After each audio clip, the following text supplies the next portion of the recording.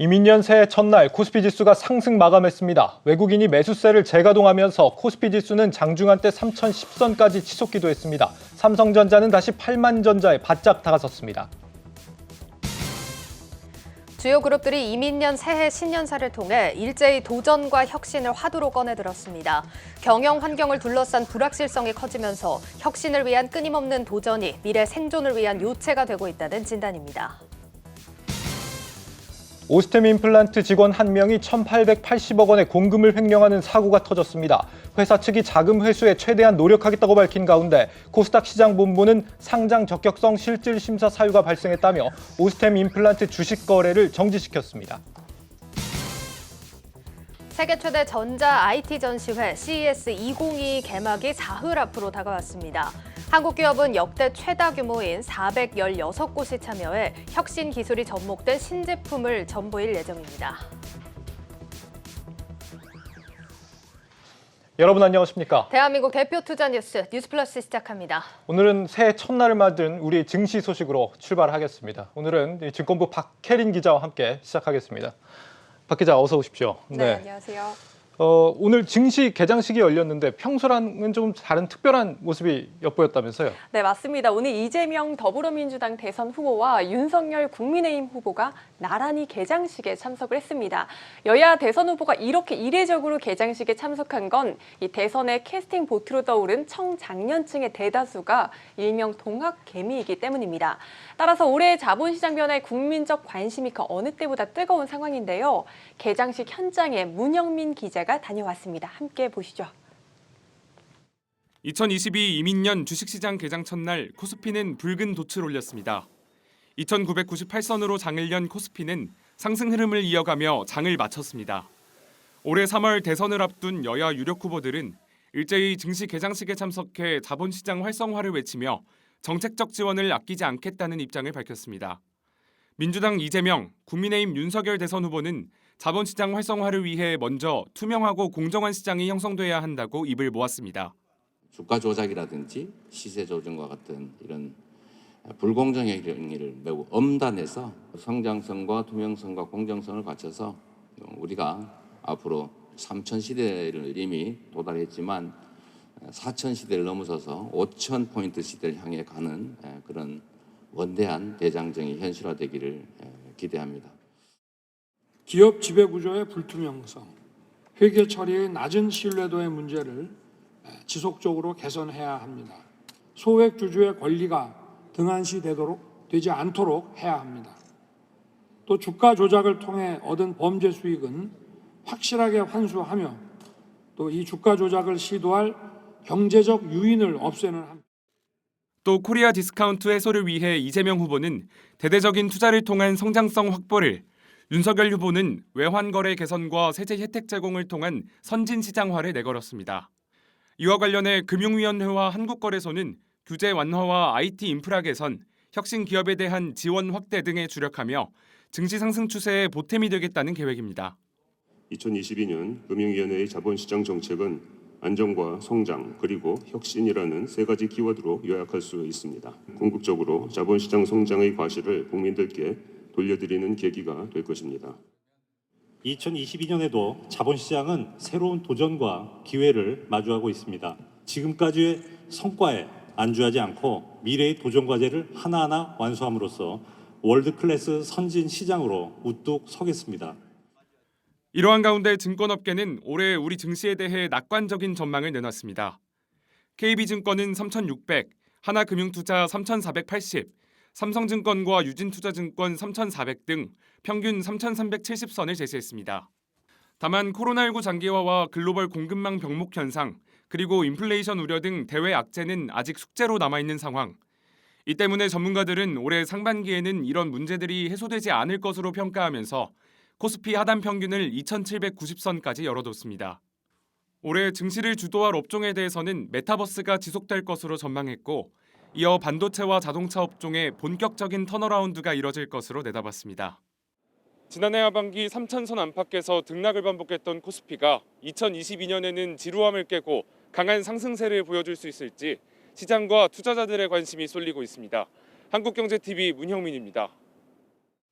코리아 디스카운트를 해소하겠다. 두 후보 모두 이 부분을 강조하는 걸로 보입니다. 박 기자, 지금 두 후보가 모두 좀 비슷한 목소리를 내고 있긴 한데 세부적인 공약들을 보면 좀 차이가 있죠?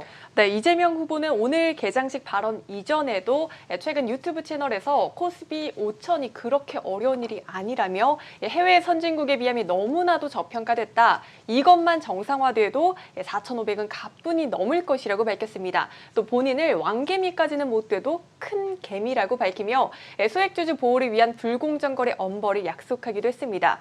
윤 후보는 증권거래세 완전 폐지를 약속하며 표심을 자극했는데요. 개인 투자자 최대 관심사인 공매도 제도 개선 방안으로는 과도하게 주가가 하락하면 자동으로 공매도가 금지되는 서킷 브레이크 도입을 제안하기도 했습니다. 예, 지금 두 후보 제안 모두 투자자들이 주목할 만한 핵심 현안들로 보입니다. 그래도 공매도 같은 부분에서는 두 후보 생각이 미세하게 다르기 때문에 올해 대선 결과 우리 증시에 충분히 영향을 미칠 만한 변수가 되지 않을까 싶습니다. 자, 그리고 올해 투자자들이 가장 관심이 있는 건 아무래도 증시 전망일 것 같은데 이 부분에 대해서 취재가 되어 있다고요? 네, 지난해 개인 투자자들이 증시에 대규모 유입된 만큼 일명 동학개미로 불리는 개인 투자자들의 영향도 증시에 적지 않습니다. 시민과 증시 전문가들의 희망사항과 전망을 박찬희 기자가 들어봤습니다. 지난해 증시 마지막 거래일 코스피 지수가 아쉽게 3,000포인트 안착에 실패했습니다. 하지만 올해는 지난해보다 증시가 더 상승하고 전고점 돌파가 가능하다는 견해입니다. 이민년 새해를 맞아 첫 출근길에 나선 개인 투자자들은 올해 증시 상승을 희망하고 있습니다. 올해는 이 개미 투자자들이 그동안 우리 주식 시장에서 큰 성장 동력을 견인했으니까 올해 많은 수익을 거뒀으면 하는 바람. 한 4,000포인트까지 갔으면 좋겠어요. 지금 좀 안 좋은 장이 좀 많이 안 좋은 상태여서 좀 회복만 됐으면 좋겠다는, 그냥 전해 가장 좋았던 그 상태까지는 다시 회복할 수 있지 않을까. 증시 전문가들은 투자자들의 바람이 올해 2분기에 반영될 것으로 보고 있습니다. 올해 증시가 상저하고의 흐름을 보일 것으로 내다보고 있기 때문입니다. 상반기 부진의 이유로는 중앙은행의 긴축 정책이 꼽혔습니다. 장화탁 DB금융투자 리서치센터장은 지난해 풍부했던 유동성 환경이 다소 위축되면서 1분기 국내 증시가 다소 부진할 우려가 있다고 설명했습니다. 하지만 전문가들은 국내 증시가 2분기부터 반등을 모색하고 하반기에는 강하게 상승할 것이라고 내다봤습니다. 반도체 중심으로 기업 투자 사이클이 확산이 되면서 상반기가 끝나가는 2분기부터는 상당히 좋은 흐름 예상을 하고 있고요. 하반기는 이런 투자 사이클이 본격화되면서 전반적으로 대형주 위주의 강세장을 전망을 하고 있습니다. 국내 증시를 주도하는 반도체 업황이 올해 2분기부터 개선될 것으로 전망되며 이에 따라 하반기에 증시가 강하게 상승할 것이라는 분석입니다. 올해 증시를 주도할 업종으로는 반도체와 하드웨어를 제시했습니다. 작년에는 메타버스라든지 그리고 소프트웨어 플랫폼들이 상당히 강세를 보였는데요. 올해는 이 메타버스나 소프트웨어 플랫폼을 실제 구현하는 데 필요한 하드웨어 사이클이 온다라고 보고 있습니다. 반도체도 포함이 되는 것이겠지만은 전반적인 어떤 IT 기기들에 대한 수요가 상당히 폭증할 것으로. 개인 투자자의 바람과 전문가의 전망이 올해 국내 증시 상승이라는 하나의 목적지를 향하고 있습니다. 특히 하반기 강한 상승이 전망되는 만큼 코스피 코스닥 양대 지수가 전고점을 돌파하기를 시장은 고대하고 있습니다. 한국경제TV 박찬유입니다. 전문가들이 제시하고 있는 상저하고 이 반도체와 IT 관련주들이 하반기에 크게 개선될 거라는 전망까지 들어봤습니다. 이 전망은 상당히 희망적이긴 한데 새해 첫날인 오늘 주가 흐름을 보면 다소 좀 어정쩡했습니다. 예, 양시장 모두 상승 마감하긴 했지만 조금 섭섭하게 느끼셨던 분들 많으실 것 같습니다. 예. 오늘 코스피 장 초반 힘있게 올라주면서 단숨에 3,000선 넘어서기도 했는데 이내 상승폭 축소하며 전거래일보다 0.37% 오른 2,988포인트로 장을 마쳤습니다. 외국인과 개인이 지수를 끌어올린 한편 기관은 8천억 원가량의 매물을 쏟아냈습니다. 마찬가지로 상승 출발했던 코스닥은 개장 후 1시간여 만에 하락 전환하더니 다행히 0.37% 오른 1037.83포인트로 장을 마쳤습니다. 오늘 동학개미들의 자금력 실감할 수 있었는데요. 개인 투자자들 오늘 양시장을 합쳐 약 1조 원에 가까운 자금을 베팅했습니다. 기관들이 오늘 자금을 좀 매도한 그 배경에는 뭐가 있다고 봐야 됩니까? 예, 연말 배당을 받고 물량을 정리한 것도 영향을 준 것 같고요. 예, 원달러 환율이 상승하고 헝다 이슈로 인해서 투자 심리가 위축된 것도 영향을 준 것으로 풀이됩니다. 그렇군요. 지난주에도 우리가 좀 짚어봤지만 올해 이제 최고 3,600까지도 갈 거다 이런 증권사도 있는 상황입니다. 1월에는 그렇다면 어떤 흐름을 이어갈 것이냐 어떻게 전망되고 있습니까? 네, 증권업계 얘기를 좀 들어봤는데요. 신한금융투자와 KB증권 등 국내 증권사 4곳의 1월 코스피지수 전망치는 평균 2,900에서 3,127포인트로 집계됐습니다. 코스피 하단은 KB증권의 경우 2,870포인트로 가장 낮았고 상단은 신한금융투자와 키움증권이 제시한 3,150포인트가 가장 높았습니다. 예, 사실 1월 첫 거래 오늘 가장 많이 들렸던 얘기가 1월 효과입니다. 네. 사실 작년 산타 랠리는 좀 미미하게 좀 끝이 났는데 1월 효과에 대한 기대감이 좀 큰 것 같습니다. 어떻습니까? 네, 맞습니다. 참고로 1월 휴가는 새해 기대 심리로 인한 랠리를 뜻하는데요. 전문가들은 올해 1월 휴가가 극적으로 나타날 수 있다고 기대감을 표하고 있습니다. 외국인의 매수세에 기대를 거는 건데요. 예. 외국인의 매수세는 달러의 완만한 약세가 전제돼야 하는데 최근 시장에선 오미크론 우려와 함께 인플레이션 압력이 완화되고 있는 만큼 달러가 하락세를 보일 가능성이 높다고 보고 있습니다. 그렇다면 어떤 업종에 수급이 집중될지 궁금하시죠? 예. 전문가마다 의견이 조금씩 다르긴 하지만 주로 대형주에 집중하는 모습입니다. 삼성증권은 수급의 키를 쥐고 있는 외국인이 선호하는 반도체와 자동차, 또 유통과 운송 업종이 우호적일 것이라고 판단했습니다. 신한금융투자 역시 이 외국인 자금 유입에 따라 시가총액 상위 대형주가 상대적으로 유리하다고 보면서 이 반도체 중심으로 시총 대형주 위주로 비중을 늘리는 전략이 유효하다고 조언했습니다. 그러니까 외국인 수급이 붙는 시총 상위 대형주를 주목하자 이런 얘기인데 저희도 뭐 계속해서 다뤄왔지만 반도체에 대한 전망이 특히 좋네요. 네, 맞습니다. 이 지난해 말부터 뉴스앤마켓에서 계속해서 다뤘듯 예. 증권업계에서 올해 주도주로 반도체를 단연 꼽고 있습니다. 반도체 업황이 올해 하반기 본격 턴어라운드 할 것이라고 보고 있는 건데 주가는 보통 업황을 6개월 정도 선행하는 경향이 있기 때문에 연초에 반도체주의 주가 흐름이 긍정적일 것이라고 전망을 하고 있는 겁니다. 따라서 우리 증시의 대장주인 삼성전자와 SK 하이닉스의 주가 흐름에도 청신호가 켜졌습니다. 진짜 이 반도체 기업들 목표 주가도 좀 올랐습니까 그러면? 예, 맞습니다. 대신증권은 지난달 삼성전자 목표 주가를 10만 원에서 12만 원까지 올려 잡았습니다. 예. 12만 원이라고 하면 현재 증권가에서 제시한 목표 주가 중 최고치입니다. 올해 연간 영업이익 전망치를 52조 7천억 원에서 58조 5천억 원으로 상향 조정한 데 따른 겁니다. 또 오늘 유진투자증권이 SK 하이닉스의 목표 주가를 13만 원에서 16만 원까지 상향 조정했습니다. 유진투자증권은 메모리 반도체의 가격 상승 압력을 높일 만한 변수가 발생했다고 분석했는데요.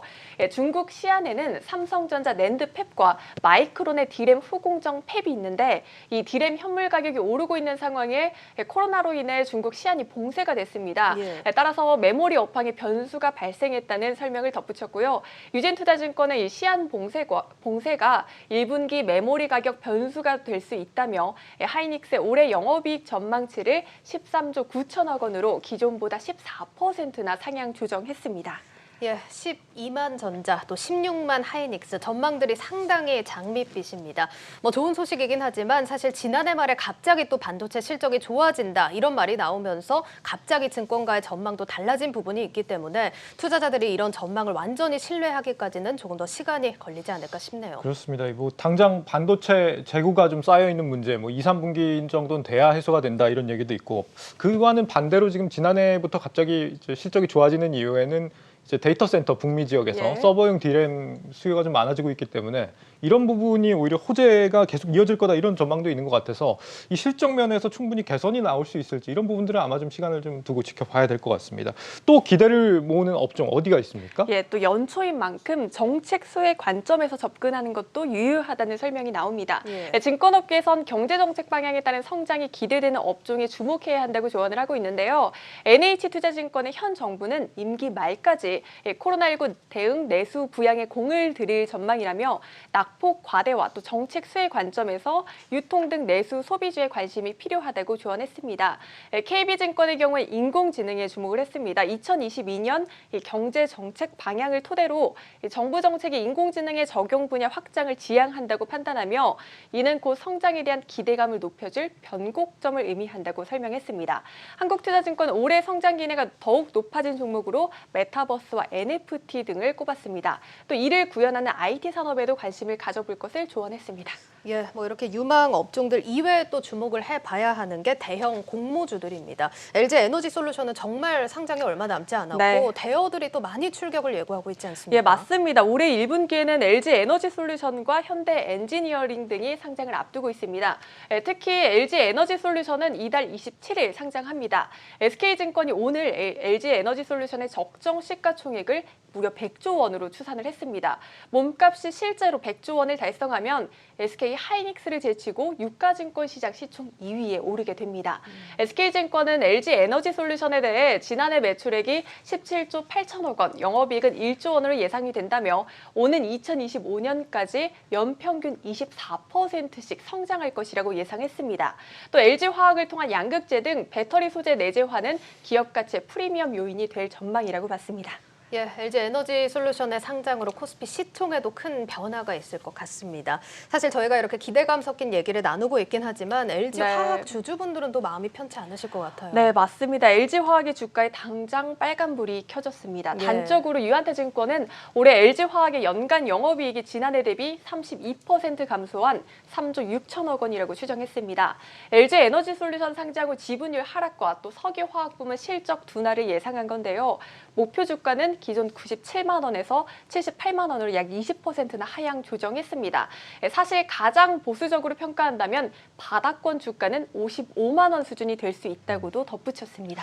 이달 27일에 상장한다는 LG 에너지 솔루션 공모가가 어느 정도로 지금 추산이 되고 있어요? 네, 현재 희망 밴드는 27만 7천 원에서 30만 원입니다. 이달 11일과 12일 기관 수요 예측을 거쳐 최종 공모가가 결정될 예정이고요. 18일에서 19일에 일반 청약이 진행됩니다. 청약을 받는 증권사는 KB증권과 대신증권, 신한금융투자 등 무려 7개 증권사에서 가능합니다. 또 상장은 27일입니다. LG 에너지 솔루션을 시작으로 1조 원이 넘는 몸값의 기업만 올해 14곳이 출격을 예고하고 있습니다. 네, 이 마지막으로 또 한 가지 기대를 모으는 분야 하면 역시 이제 바이오 헬스 분야입니다. 올해 정부가 이제 빅3 산업으로 꼽기도 했기 때문에 아마도 이제 전폭적인 지원이 있을 것이다 이렇게 기대가 되는데 우리 제약 바이오 기업들 실적 기대가 상당히 좀 큰 상황이죠? 네, 맞습니다. 투자에 투자를 거듭한 K제약 바이오 기업들이 올해 매출 2조 원을 달성할 것이라는 전망이 나옵니다. 자세한 내용 정재용 기자와 리포트 함께 보시죠. 코로나19 장기화로 매출 성장세가 둔화됐던 제약 바이오 기업들이 올해 본격적인 매출 증대에 나설 예정입니다. 먼저 시장에서는 셀트리온과 셀트리온 헬스케어가 각각 연매출 2조 원을 올릴지 관심이 큽니다.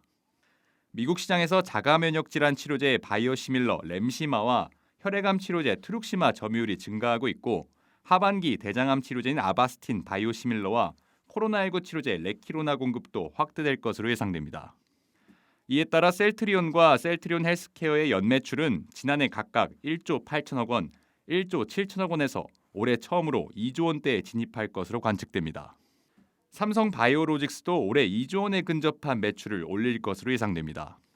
올해 상반기 mRNA 백신 생산 설비 증설이 완료되면 위탁 생산 수주 물량은 더 늘어날 것으로 기대됩니다.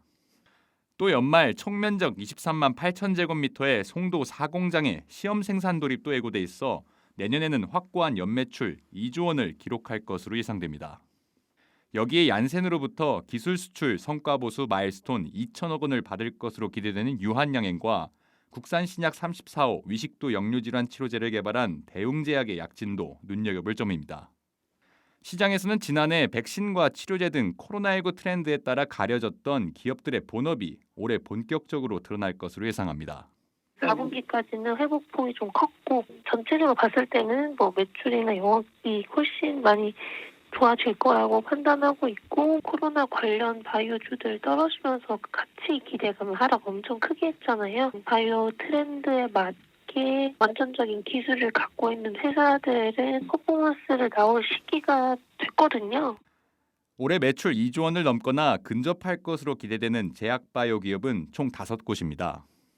각자 신약 출시와 기술 수출, 위탁 생산 확대로 매출 1조 원 시대를 연 이들 기업들의 2조 클럽 입성이 머지 않았다는 분석입니다. 한국경제TV 정재홍입니다. 네, 새해를 맞은 우리 증시 소식 박혜린 기자와 함께 짚어봤습니다. 박 기자 잘 들었습니다. 고맙습니다. 네, 새해 첫 거래일부터 투자자들의 눈살을 찌푸리게 한 사건이 있었죠. 이 오스템 임플란트 주식 거래가 오늘 직원의 900억 원대 횡령 혐의로 정지됐습니다. 현재 경찰이 자금 관리 직원 이모 씨의 신병을 확보한 상태인데 오스템 임플란트 측은 자금 회수를 위한 조치를 약속했습니다. 김예원 기자입니다. 한 해 매출액 6천억 원을 넘는 임플란트 제조업체 1위인 오스템 임플란트에서 대규모 횡령 사건이 터졌습니다. 오스템 임플란트는 자금관리 직원 이모 씨가 회사 돈 1,880억 원을 횡령했다며 서울 강서경찰서에 고소장을 제출했습니다. 해당 직원이 지난해 10월 반도체 소재 업체인 동진 세미캠의 지분 7.62%를 단번에 사들인 인물이라는 추정도 나온 가운데 현재 경찰은 잠적한 이모 씨를 추적 중입니다. 횡령액은 오스템 임플란트의 자기 자본 약 2,048억 원에 92%에 해당하는 금액으로 상장사에서 벌어진 횡령 사건 가운데 가장 큰 규모입니다. 회사에 따르면 이모 씨는 회사 계좌의 자금 입출금 내역과 자금 수지, 잔고 증명서를 위조해 회사 공금을 자신의 계좌로 이체했습니다. 업무 특수성을 악용해 잔액 증명 시스템을 매뉴얼하게 조정하는 방식으로 범죄를 저질렀다는 설명입니다. 회사 측은 통제 시스템 작동에는 문제가 없었다고 해명했습니다. 한국거래소 코스닥 시장본부는 상장 적격성 실질심사 사유가 발생한 것으로 보고 회사의 주식 거래를 중단시켰습니다. 책임 소재에 따라 거래 중단 기간이 정해질 방침이고 실질심사 대상이 아니라고 결정되면 거래는 즉각 재개됩니다. 회사 측은 경찰에서 이모 씨에 대한 신병 확보에 나서 압수수색 절차를 통해 계좌 동결을 진행 중이라며 횡령한 금액에 대한 회수 가능성이 높은 상황으로 파악되고 있다고 설명했습니다. 회사는 신속하고 빠르게 그 횡령 금액을 회수하는 데 최선을 다하고 있고요. 경찰 수사에 적극적으로 협조를 해가지고 관련자들 피해 안 가도록. 다만 회사 측은 최악의 시나리오에 따라 회수가 미비할 경우 올해 단기 순손실로 처리할 수 있다고 밝혔습니다. 오스템 임플란트의 일반 주주는 지난해 3분기를 기준으로 약 2만 명에 달하고 있습니다. 지난 2014년에도 거액의 횡령 배임 사건이 발생한 데 이어 비슷한 사태가 재발하면서 회사의 부실한 관리 감독 시스템이 또 한 번 도마에 올랐습니다. 한국경제TV 김예원입니다.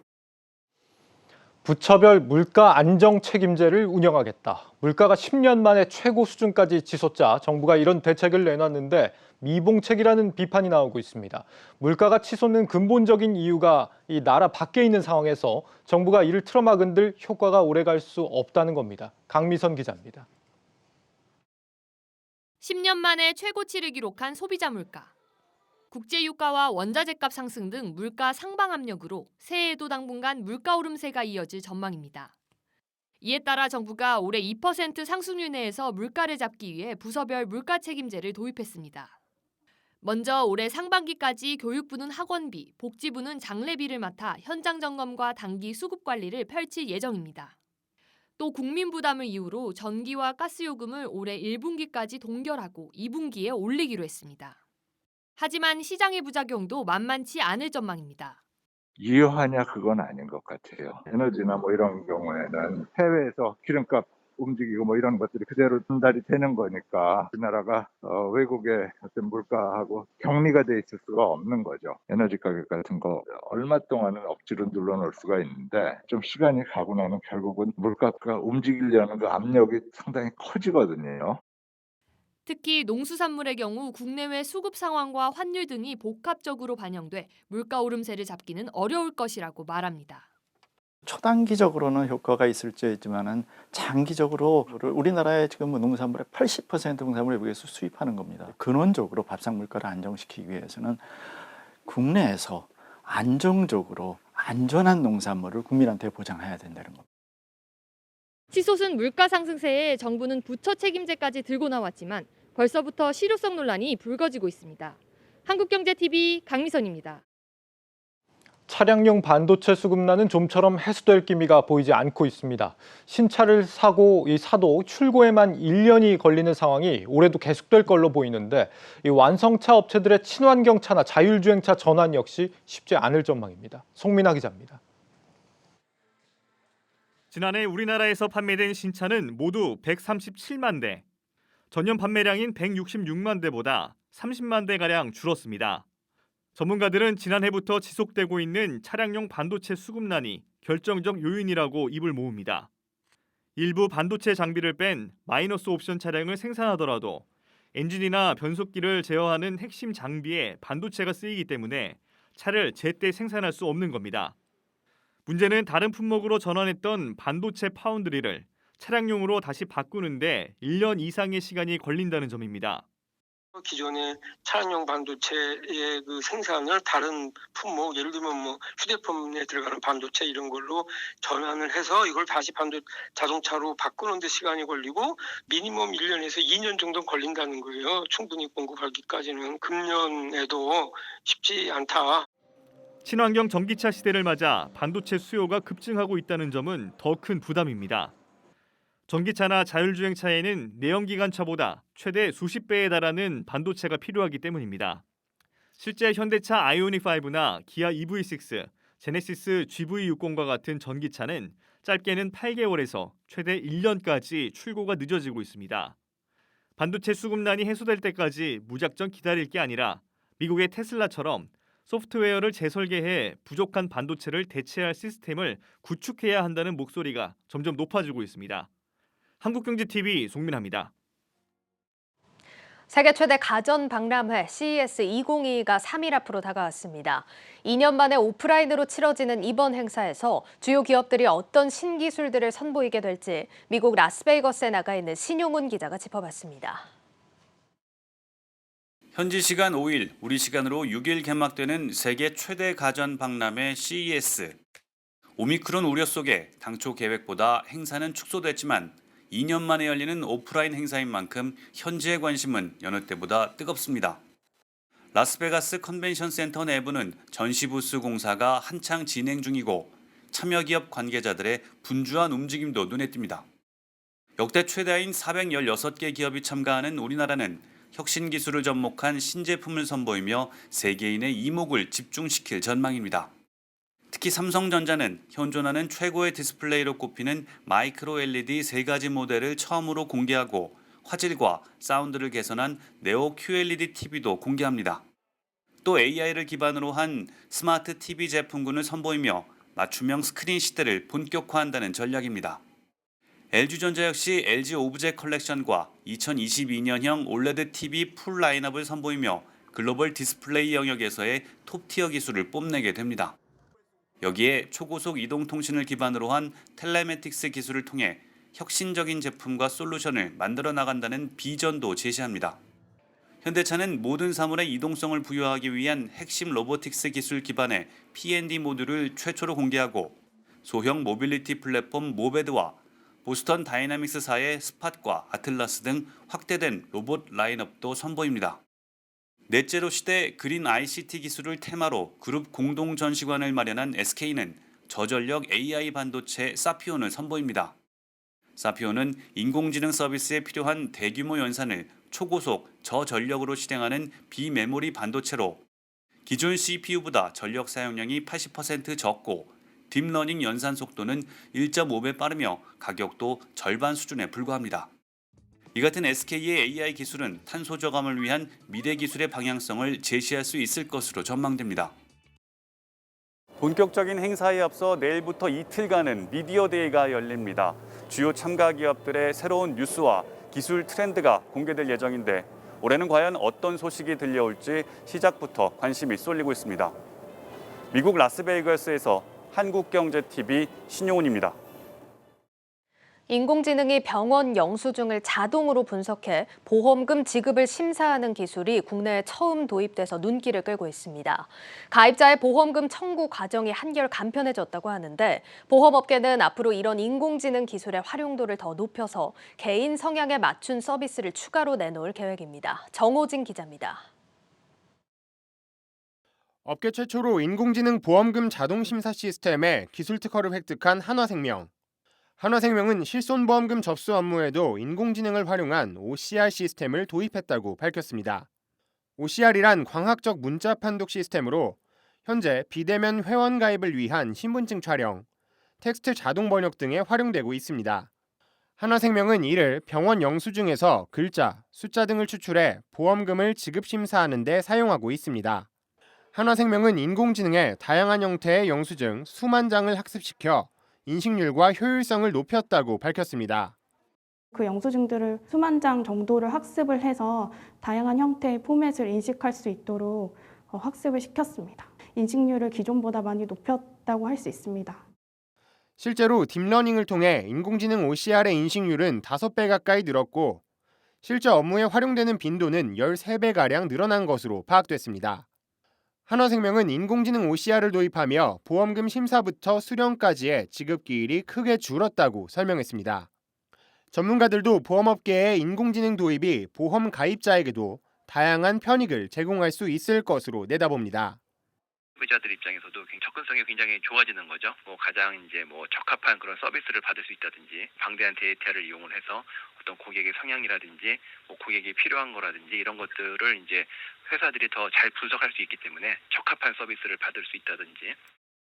한화생명은 오는 2022년 2월 출범을 목표로 인공지능, 클라우드 기반 핵심 업무 구현을 위한 시스템 구축에 힘쓰고 있습니다. 한국경제TV 정호진입니다.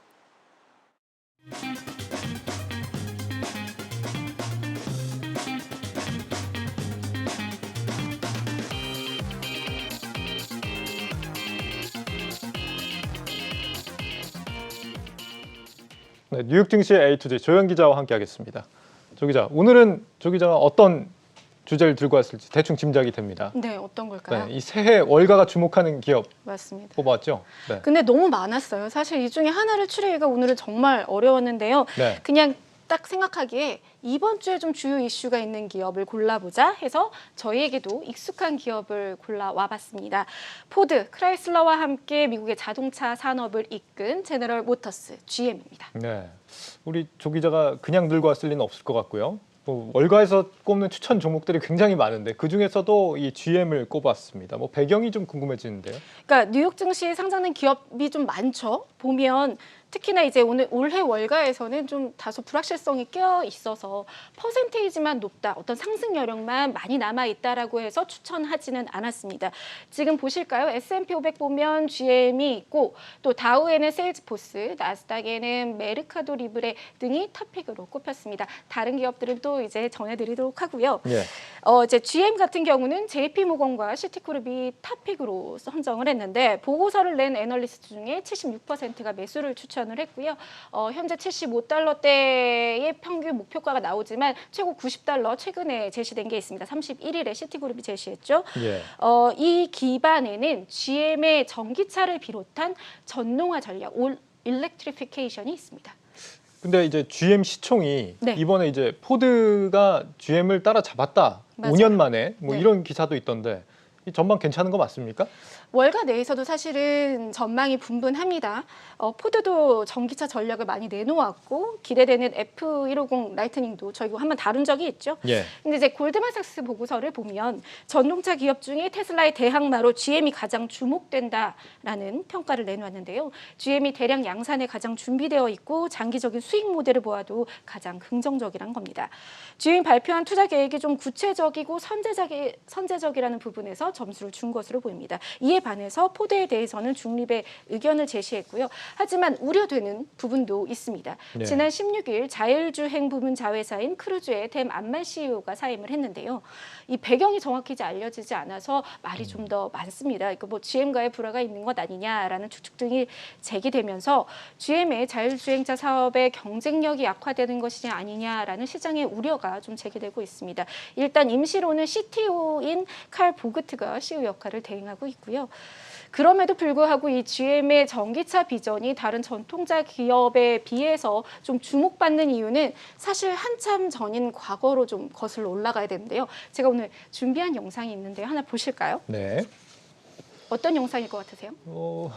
글쎄요, 되게 옛날 차긴 하네요. 네. 어떤 얘기일까요? 이게 전기차입니다. 아, 이게 전기차입니까? 네, 세계 최초로 양산된 순수 전기차 GM의 EV1인데요. 보시면 110V로 충전하고 있죠. 예. 1996년대 출시된 모델입니다. 그러니까 잠깐 설명을 드리자면 당시 BEV1 플랫폼을 적용해서 1회 충전만으로 최대 130km를 달릴 수 있는 전기차였고요. 최고 속도 150km. 제로 100은 한 8.9초라고 나오거든요. 시장과 업계 당시에는 큰 반향을 일으켰던 그러니까요. 제품입니다. GM이 26년 전에 전기차를 생산을 실제로 해서 팔리기도 한 건가요? 그렇습니다.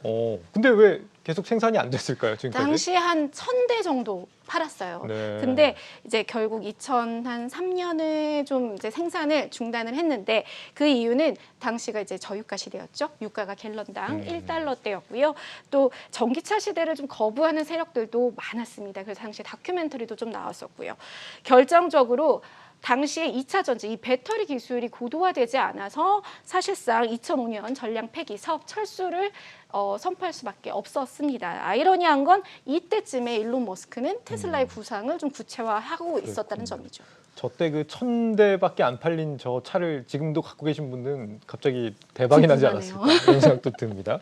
저 때 이제 GM이 만약에 뚝심 있게 제대로 개발을 지금까지 해왔다 그러면 아마 이 1000셀라가 아니라 1000GM이 돼 있지 않을까 이런 생각도 드는데. 놀랍네요. 네, 이 GM을 이번 주 주목하는 이유, 이 CES 때문이겠죠. 이번 주에 이제 CES에서 그 기조 연설에서 GM이 이제 전기차 신차를 발표할 것이다 이런 얘기도 있었던 걸로 기억하는데요. 맞습니다. 근데 온라인으로 결국에는 전환이 됐습니다. 네. 쉐보레 실버라도 EV 공개였는데요. 미국 동부 시간 5일 12시 정오에 공개됩니다. 그리고 메리바라 이 GM 회장은 지난해에 이어서 올해도 2년 연속 CES 기조연설자로 초대됐습니다.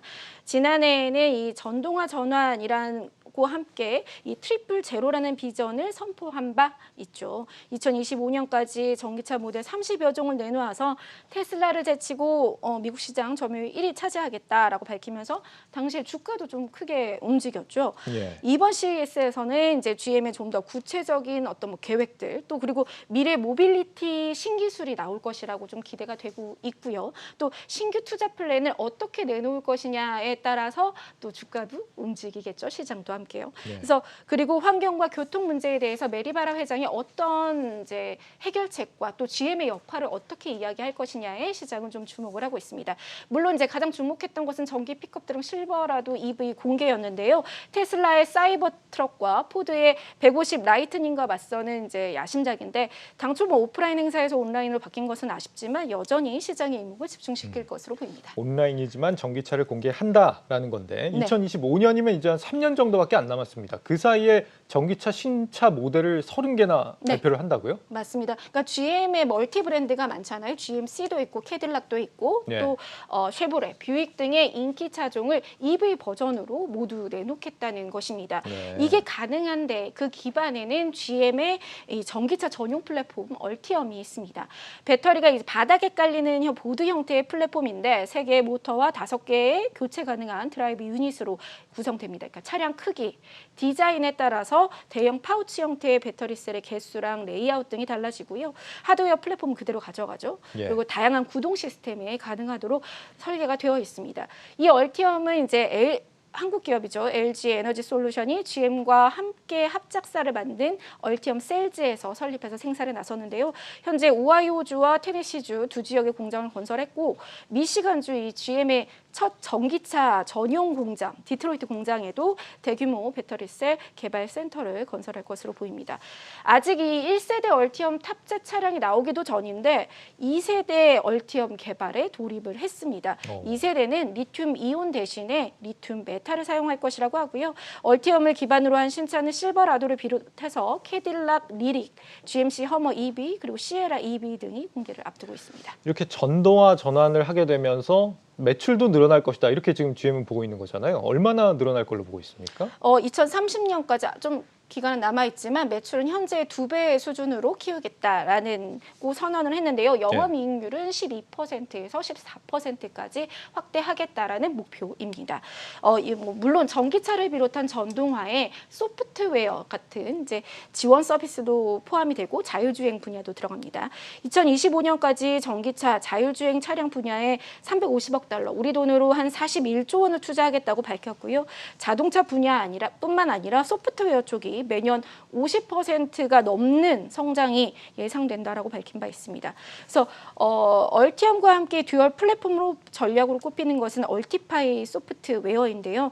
클라우드 기반으로 사용자가 이렇게 생체 인식으로 시동도 걸고 차량 밖에서 충전도 할 수 있는 기술이고요.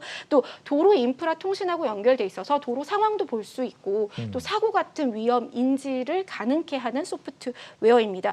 내년에 출시를 앞두고 있는데 이 또한 구독 서비스로 연결이 돼서 신규 매출을 확대할 것이라는 전망이 나오고 있습니다. 이 자율주행 분야의 경우에도 GM이 상당히 앞서 있다면서요? 맞습니다. 그러니까 테슬라의 자율주행 기술보다 오히려 GM 이 자회사 크루즈의 완전 자율주행 기술이 앞서고 있다라고 미국 컨슈머 리포트에서 평가를 했을 정도로 완성도가 높습니다. 암만 CEO의 사임이라는 어떤 변수를 맞이하기는 했습니다만 그만큼 GM의 자율주행 기술은 압도적인데요. 크루즈의 자율주행 기술, 그러니까 최고 단계인 5레벨입니다. 운행과 주차 모두 운전자가 필요가 없고요.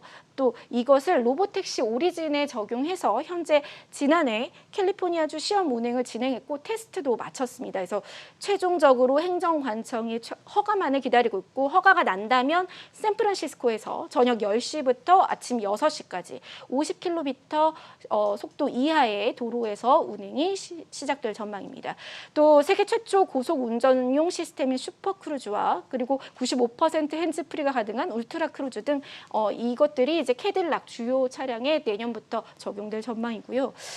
이 외에도 GM은 대형 전기 화물차도 페덱스와 손을 잡고 시범 운영하고 있고 또 항공, 철도 등 대류 연료 정지 공급 사업으로 확장해 나가고 있습니다. 그러니까 단순히 전기차가 아니라 이 이동수단을 넓히는 것이죠. 그래서 미래 사업으로는 자율주행을 넘어서 수직으로 이착륙이 가능한 자율주행 비행체 개발에도 나선다고 했고요. 최근에는 로키드 마틴하고 달 탐사용 전기차 사업 개발에도 나섰습니다. 이처럼 GM에 좀 확장되는 사업들에 대해서 시장이 계속 주목할 것으로 보입니다. 그동안 이제 청사진은 있고 구체화된 게 없다 이런 지적들이 많이 있었는데 이번에는 좀 다른 게 나올지 좀 기대를 해봐야겠습니다. 뉴경시 A2G 조영 기자와 함께했습니다. 잘 들었습니다.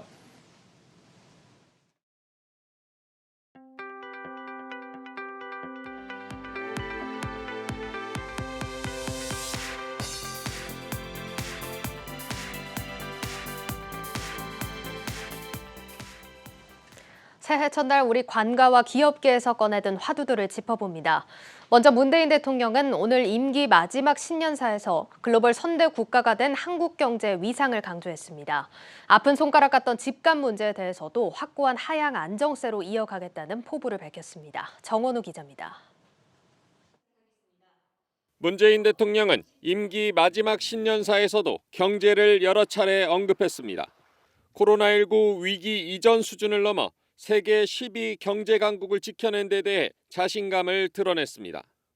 세계 10위 경제 대국으로 위상을 굳건히 하였고 지난해 사상 최대 실적을 올리며 무역 강국, 수출 강국으로 힘차게 나가고 있습니다.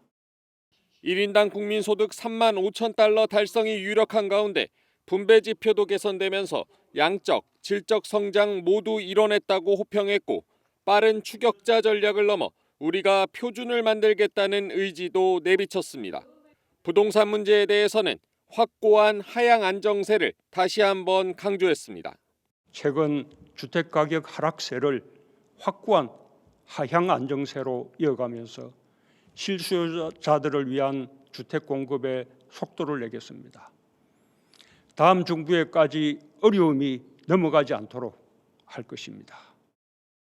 지난해 신년사에서 회복과 도약을 목표로 내걸었다면 올해는 위기의 완전한 극복과 정상화로 한 발 더 나아갔습니다.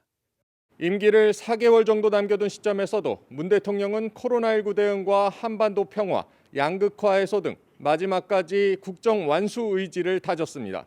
한국경제TV 정원우입니다. 가능성을 고객의 일상으로, 또 새로운 시간의 프론티어가 되자. 국내 4대 그룹 총수들은 이렇게 과감한 도전과 혁신을 새해 화두로 내걸었습니다. 팬데믹 상황이 3년째 이어지고 있지만 소극적인 대처로 움츠러들기보다 변화를 받아들이고 새롭게 도약하자는 겁니다. 임원식 기자입니다. 시무식 풍경부터 바뀌었습니다. 가상세계, 이른바 메타버스에 등장한 현대차그룹 정의선 회장. 자율주행과 로보틱스 등 미래 산업들을 현실에서 마주할 수 있도록 하겠다고 다짐합니다. 올 상반기 레벨 4 수준의 자율주행 기술이 탑재된 모빌리티 서비스를 시범 운영하는가 하면 로보틱스와 도심 항공 모빌리티를 실현할 인프라 구축에도 속력을 내겠다는 계획입니다. 가능성을 고객의 일상으로 실현하는 한 해로 삼고자 합니다. 자율주행, 로보틱스, UAM과 같은 미래 사업 영역에서 스마트 솔루션을 구체적으로 제시해 나갈 계획입니다. 코로나19 팬데믹 3년차 여전한 위기 상황에서도 그룹 총수들은 도전과 혁신, 변화에 더욱 매진할 것을 주문했습니다. SK그룹 최태원 회장은 이메일을 통해 임직원들에게 기업의 숙명은 챔피언이 아니라 도전자가 되는 것이라며 위대한 도전 정신으로 미래를 앞서가는 새로운 시간의 개척자가 되자고 강조했습니다. LG그룹 구광모 회장 역시 소비자가 감동할 수 있는 사용자 경험을 만들어가는 게 중요하다며 혁신의 중요성을 강조했고, 한번 경험하고 나면 다시 이전으로 돌아가기 어려운 그런 경험이죠. 우리 모두가 어디서 무슨 일을 하든지 한 마음이 되어 이 일에 집중해가면 좋겠습니다. 삼성전자는 이재용 부회장이 불참한 가운데 시무식을 열고 과거의 비즈니스 모델과 전략, 경직된 프로세스와 시대 흐름에 맞지 않는 문화는 과감하게 버려야 한다며 초격차 달성을 위한 변화를 촉구했습니다. 이 밖에 한화그룹 김승현 회장은 바람이 거셀수록 활시위를 더욱 강하게 당겨야 한다며 새로운 미래를 설계하는 대전환의 발걸음을 재촉해야 한다고 독려하는가 하면 CJ그룹 송영식 회장은 격변하는 경영 환경을 극복하고 미래 성장으로 나아가기 위해 대변혁을 시작해야 할 때라고 강조했습니다. 한국경제TV 임원식입니다. 한편 금융권 수장들이 강조한 건 올해도 디지털 전환이었습니다. 5대 금융지주 회장들은 금융업의 경계를 뛰어넘는 플랫폼 혁신을 통해 빅테크와의 경쟁에서 승리하겠다는 강한 포부를 밝혔습니다. 전민정 기자입니다. 5대 금융지주의 경영 전략은 새해에도 디지털의 방점이 찍혔습니다. 금융지주 회장들이 올해 신년사를 통해 강조한 공통 키워드는 플랫폼 강화입니다. 지난해 코로나19 불확실성과 빅테크들과의 경쟁 속에 디지털 혁신을 통한 생존을 외쳤다면 올해는 금융의 경계를 넘어선 플랫폼 경쟁에서 본격 승기를 잡아야 하기 때문입니다. 윤종규 KB금융회장은 KB스타뱅킹이 계열사 앱과 상호 연계될 수 있도록 역량과 자원이 집중할 것이라며 넘버원 금융 플랫폼 기업을 목표로 제시했습니다. 조영병 신한금융회장도 그룹사의 디지털 플랫폼 전반을 바르게, 빠르게, 다르게 운영해 빅테크나 플랫폼 기업과의 경쟁에서 앞서 나가자고 독려했습니다. 김정태 하나금융회장 역시 시장은 우리를 덩치만큼 공룡으로 보고 있다는 쓴소리도 마다하지 않으며 그룹의 디지털 핵심 기반부터 재설계하는 변화를 강조했습니다. 지난해 수건사업인 완전 민영화로 성장 발판을 마련한 우리금융은 MZ세대 특화 플랫폼 구축 등을 통한 디지털 기반 종합금융그룹 체계 완성이라는 새해 청사진을 내놨고 출범 10주년을 맞은 농협금융도 고객의 일상에 금융 서비스를 녹여낼 수 있는 차별화된 디지털 사업을 추진하겠다는 포부를 밝혔습니다. 이금융권 역시 올해 가장 중요한 과제는 디지털 혁신입니다. 다만 이금융권의 경우 헬스케어나 종합결제 서비스 등 제도가 뒷받침돼야 하는 현안들이 산적해 있는 만큼 이금융권 수장들은 새해부터 규제 개선을 강조했습니다. 당장 이달부터 디지털 미래 먹거리인 마이데이터 서비스가 전면 시행되면서 기존 금융사와 빅테크 간의 한판 대결이 예고되는 상황. 디지털의 힘을 실은 연말 조직 개편으로 빅테크와의 경쟁 채비를 마친 금융사들의 플랫폼 비즈니스 도전이 본격화된 모습입니다. 한국경제TV 전민정입니다. 계획이 즉각적으로 열심히 수행되지 않으면 그저 좋은 의도에 지나지 않는다. 올해 유통업계가 내건 화두는 현대 경영학의 창시자 피터 드러커가 한 이 말과 괴를 같이 합니다. 롯데와 신세계를 비롯한 대다수 CEO들이 성장의 기회를 찾아 강력한 실행력을 발휘해야 할 때라고 강조했습니다. 박승환 기자입니다. 이민년 유통업계 신년사는 혁신과 실천으로 요약됩니다. 코로나19에 더 이상 붙잡혀 있을 수 없다는 의지로 풀이됩니다. 신동빈 롯데그룹 회장은 2022년을 사업 정상화를 넘어 더 큰 도약의 발판을 만들어야 할 때라고 강조했고, 손경식 CJ그룹 회장은 냉엄한 현실을 엄중히 인식하고 그룹의 대변혁을 시작해야 할 때라고 주문했습니다. 롯데와 CJ 두 그룹 신년사에는 철저한 성과주의 문화 확산과 연공서열 타파가 필요하다는 내용도 담겼습니다. 실제로 롯데는 앞선 정기 인사에서 신세계 출신인 정준우 롯데백화점 대표를 영입하고, CJ는 6단계였던 임원직급을 통폐합하는 등의 조직 쇄신을 결정한 바 있습니다. 신세계그룹과 현대백화점그룹은 실천을 강조했습니다. 신세계그룹은 특히 지난해 이베이 코리아를 인수하고 스타벅스 코리아를 완전 자회사로 편입시킨 데 대한 강한 자신감을 드러냈습니다. 올해 우리 신세계그룹은 거래의 반은 온라인과 연관된 매출입니다. 더 이상 과거의 오프라인 신세계가 아니라는 뜻입니다. 네이버와 쿠팡, 마켓컬리 등 온라인 쇼핑 강자들의 거센 도전에 맞서기 위해서는 더 이상 변화를 두려워해서는 안 된다는 의지로 풀이됩니다. 한국경제TV 박송환입니다.